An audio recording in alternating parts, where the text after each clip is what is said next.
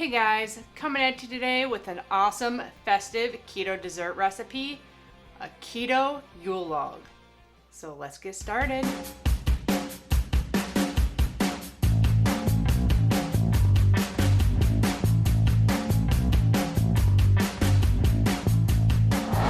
Hey everyone, welcome back. If you're new here, thanks for joining me. My name's Alycia and I'm a sous chef with a sweet tooth. And here we make delicious pastries, many from my time as a pastry chef. And my goal is to make the best keto desserts possible. If you enjoy these recipes, please consider hitting the subscribe button down there, giving me a thumbs up, leaving me a comment. It all helps my channel grow and to bring you new keto desserts every Saturday. Today, a super traditional dessert that we have every year at the club. Every restaurant I've worked at has usually had a bûche de Noël or a Yule log or Swiss roll of some kind for the holidays. Today we're gonna make a keto version, and I literally took this out of my pastry book. If you haven't seen my pumpkin Swiss roll, I'll link that up there for you. It is delicious. But I took that same recipe pretty much, but I made it chocolate, which isn't as easy as it sounds because one is super drying, cocoa powder, and one is a wet ingredient, pumpkin puree. So I had to figure out the ratios, and I literally went to my pastry book to figure it out because I did not know what to do to make it chocolate. So my book said to add a certain amount of grams of cocoa powder and a certain amount of grams of water. So I figured out the measurements for you, but it's not going to be super accurate probably because how do you measure 22 grams of water? I figured it's about a tablespoon and a half, but it's really hard to get exact. I just tried it on my scale and it was like impossible to try and get it right. So I definitely suggest weighing ingredients for this recipe, but it is a really simple recipe. To start, I have to preheat my oven to 400 degrees. This recipe comes together pretty quick and you want to get it in the pan and in the oven as quick as possible. So I have all my ingredients measured out here. I gotta sift all my dry ingredients together. The only thing I didn't do so that I could explain what I have here. It's 80 grams of an unflavored whey protein isolate. You could use chocolate and that would bump up the chocolate flavor a lot in this. Sorry, it's only 38 grams of unflavored whey protein. And then 15 grams of coconut flour, 15 grams of cocoa powder, and then a half teaspoon of salt and a half teaspoon of xanthan gum. You want to whisk all your dry ingredients together. Make sure everything's distributed evenly. It's all set. I have my 1 teaspoon of vanilla extract. First test I did 1 teaspoon of peppermint extract and made it a chocolate peppermint Swiss roll, and it was delicious. So you can easily swap that out for peppermint extract. And then I have my 22 grams of water here. And my pastry book didn't say this, but I thought, why add water when I can add some instant espresso powder to the water? So this helps bring out, wow, I didn't know I had a 3/4 teaspoon. Grab my 1 teaspoon. So 1 teaspoon of oven's ready. Instant espresso powder to the water. That just helps bring out the chocolate flavor a little bit.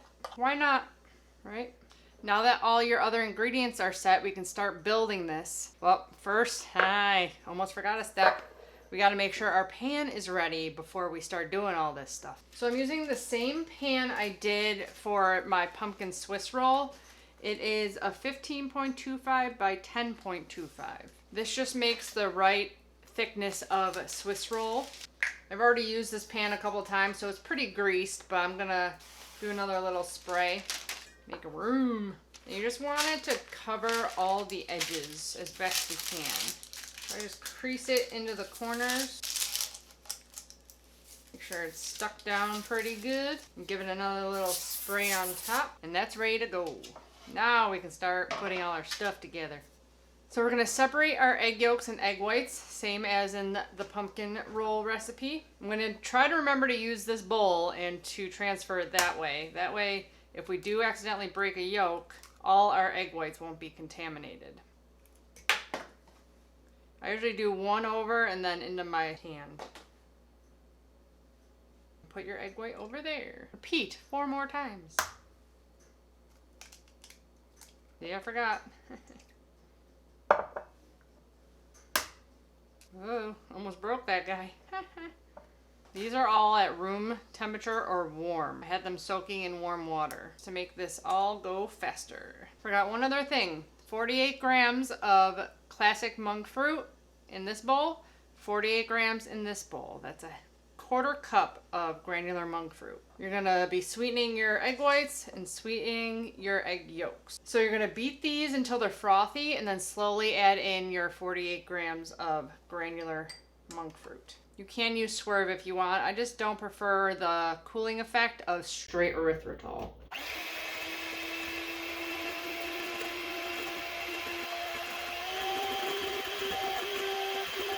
You want this at stiff, glossy peaks. Right now, we're at about soft peaks. Okay, we are at stiff, glossy peaks. I do the egg whites first because you can't whip egg whites if you get any yolk in them. So you can do the egg whites first and then go and do your egg yolks after. You're gonna do the same thing with the egg whites. You're just gonna gradually add in your granular monk fruit, and then you're gonna add in your espresso powder and your vanilla extract, and then all your dry ingredients.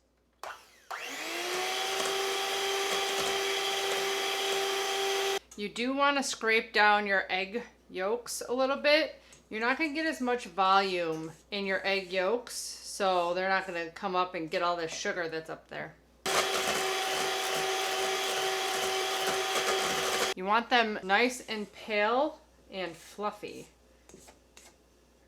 Then you're gonna add in the rest of your ingredients. Okay, then add in your dry ingredients. Start low on this. It is gonna get really thick on you, but we're gonna sacrifice 1/4 of our egg white here to get it thin enough that we can fold in the rest of the egg whites and not lose too much volume. Just get this really nice and beat up. That looks good. Take 1/4 of your egg whites, beat those in. Okay, now that that is thin enough that we can do some folding with, we can add in 1/3 of our egg whites that are left at a time.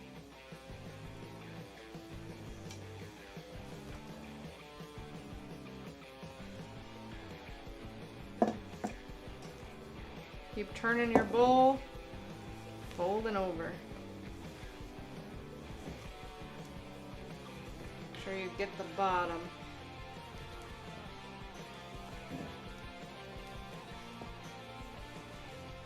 And then another 1/3. I had some camera difficulties, so this might not come out because our egg whites sat a little long. I hope this turns out. They got a little weepy on me.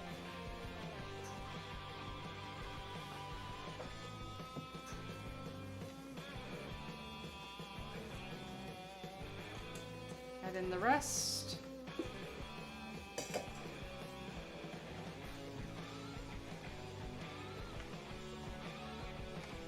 Don't want to over mix it, so as soon as you stop seeing white streaks, good to go.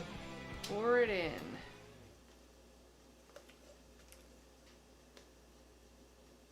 Smells like hot cocoa. Cocoa. Have your mini offset spatula handy. Work it into the corners. Trying not to deflate it too much. Might be a little deflated because egg whites sat kind of long. You want to do this all pretty quickly.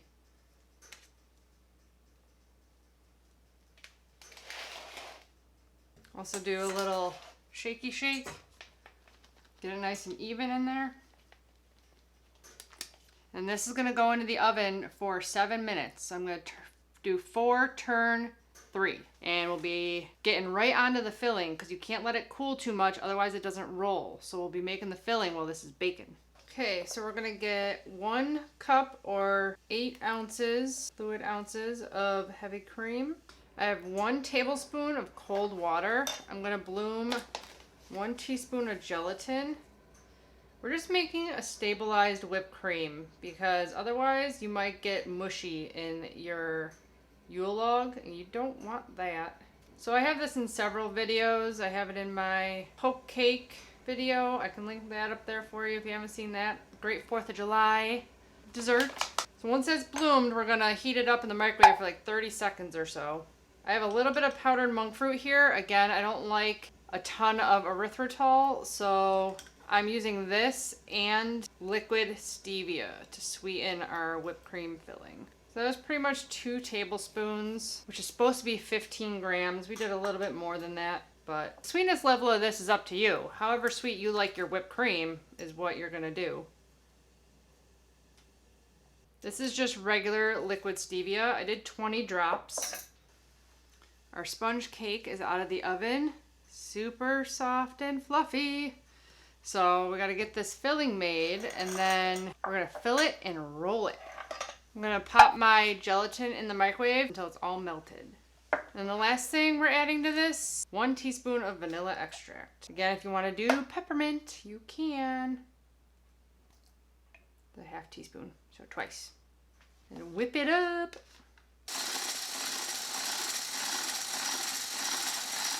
And I forgot about our gelatin.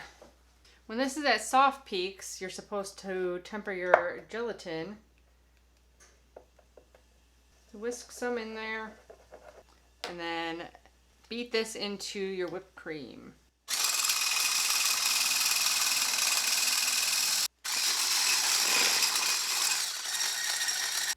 And that's it. Stiff peaks. Let's get this out of the pan. And when it's still a little bit warm, we're gonna put the filling on it.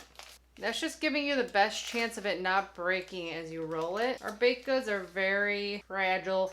I did try doing the memory method where you put a towel down and you roll it in a towel and let it sit and then unroll it. Ours just stays rolled and breaks when you try to unroll it.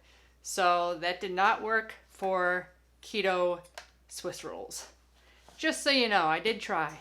It's still slightly warm to the touch, but our whipped cream is really cold and we're gonna roll it and set it in the refrigerator anyways, so it works out fine even if it melts a little bit on there. I'm just gonna add all this to your roll. Go all the way up to the top. You can go just down to about here on the end.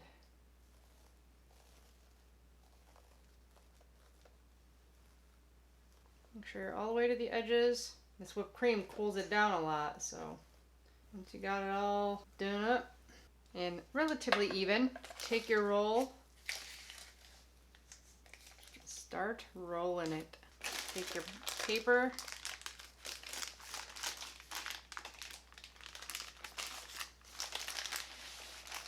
push and roll.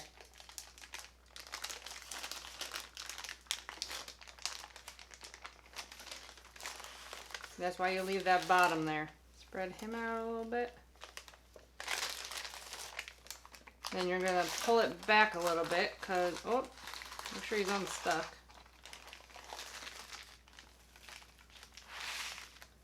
Pull him back a little bit so you can get them all the way rolled.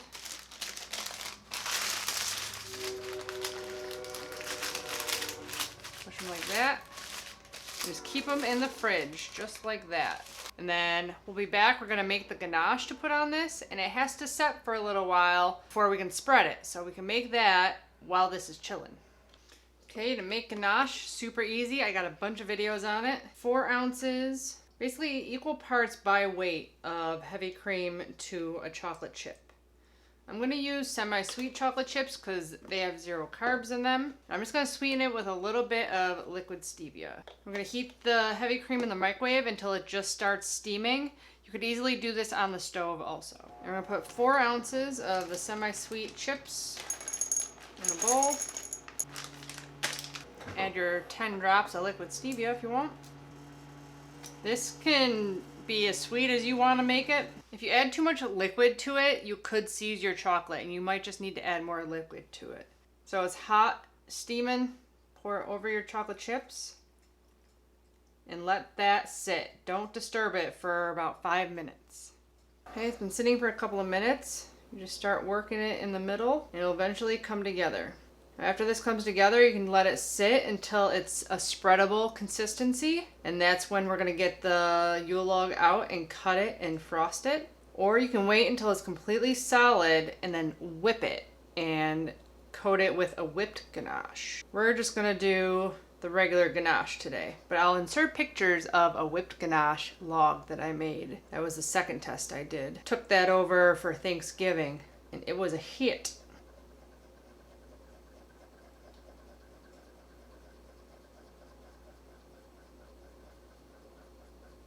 But right now it's too runny, but it'll thicken up and we can spread it on our Yule log. We'll be back to decorate it in a minute. Okay, you want to keep stirring your ganache every couple of minutes. It's almost at the temperature we need it to frost our bûche de Noël or our Yule log. So I have whatever platter you want to put it on. That's where you got to land it after we cut it and we're going to frost it. So I don't have my most fine china. It's just a cheap plastic guy that I had lying around. I'm gonna get our Yule log out. It's so light and fluffy. It's crazy how light this dessert is. Now, to make it look like a tree branch, you cut it at a diagonal.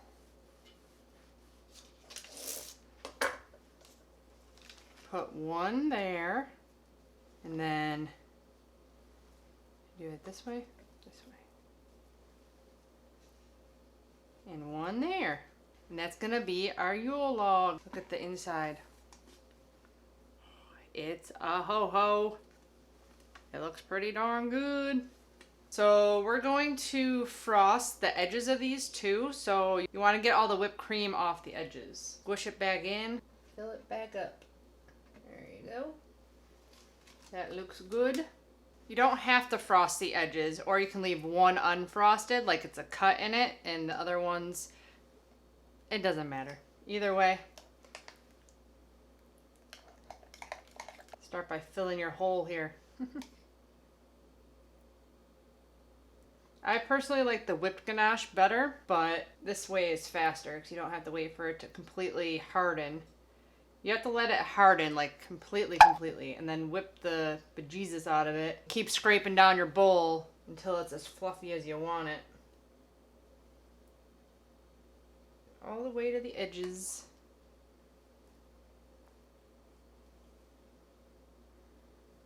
Once you got all the tops and sides, you can go all the way down to the bottom. Get it down there.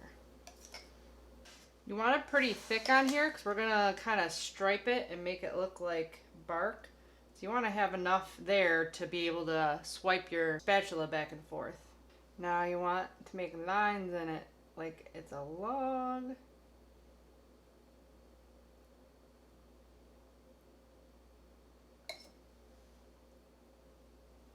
And then you can do front face of it if you want. I'm going to leave one edge plain. Cover up the rest. But this ganache, it'll be enough for all sides. And if you whip it up, it's just enough to cover them all. There is our Yule log. You can add a little bit more detail once it is all hardened. And no, I did not figure out meringue mushrooms. I did make them in pastry school, but I have not had a chance to work out if I can make a meringue keto yet. Like a hard, crispy meringue. I'm working on the macaroons and that's hard enough. So I might end up doing that at some point also, but I just had not had the time yet to do it. So we're gonna put this into the refrigerator to chill completely and we'll be back to slice it. It's time to try our Yule log. It looks so good. There's one more detail you can add. Let me get my tool. I just use a chopstick. You can add lines in the top to create like striations to look more like bark. You can also take it and do rings in your log to make it look more like a log. But that's all extra, as always. So, I didn't even say macros on this. Let me get back to my page. Nope, that's not it. So this whole thing, if you use all the ganache, is 19 grams of net carbs. So if you cut it into 10 slices, that's 2 per. And it's kind of hard to figure out exactly. Nice. So soft. Try not to mess it up too much because I still gotta take pictures.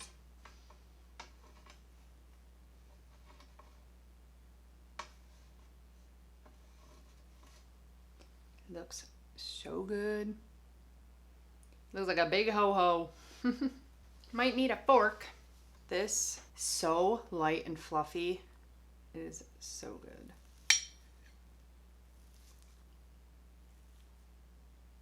It's like the lightest, airiest, moistest keto cake. So good. The espresso comes through a little bit. It heightens the chocolate flavor. I did enjoy the chocolate peppermint one though. It was so light and airy. This is the perfect addition to your Christmas festivities. It is so good, and no one would be like, oh, that's diet. That's not regular cake. It tastes just like a regular cake. It's not dry. It's not crumbling apart or falling apart. Like, it is perfect.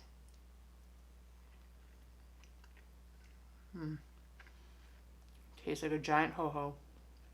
Even better. Hope you guys enjoy this video and enjoy this Yule log. It is amazing. Let me know in the comments below what desserts are on your Christmas table. Can't guarantee I'll get to it this year, but definitely will add it to the list. Let me know. I've been thinking about doing a wedding cake series because I have to make my own wedding cake because I don't trust anyone to make keto wedding cake for me. And I don't know if you guys are interested in seeing, they're gonna be my recipes that I already have for like chocolate cake or vanilla cake, but I want to do different fillings and different things to it, decorating and stuff like that. Let me know if you're interested in seeing that in the comments below. I'm super excited to make my wedding cake. You have no idea. And it's only in a couple of months, so I gotta get cracking on it. Don't forget to check out my Amazon links and the blog link to the full recipe in the description box below. Give the video a thumbs up if you enjoyed it. And as always, I'll be back with many more keto dessert recipes. Bye guys.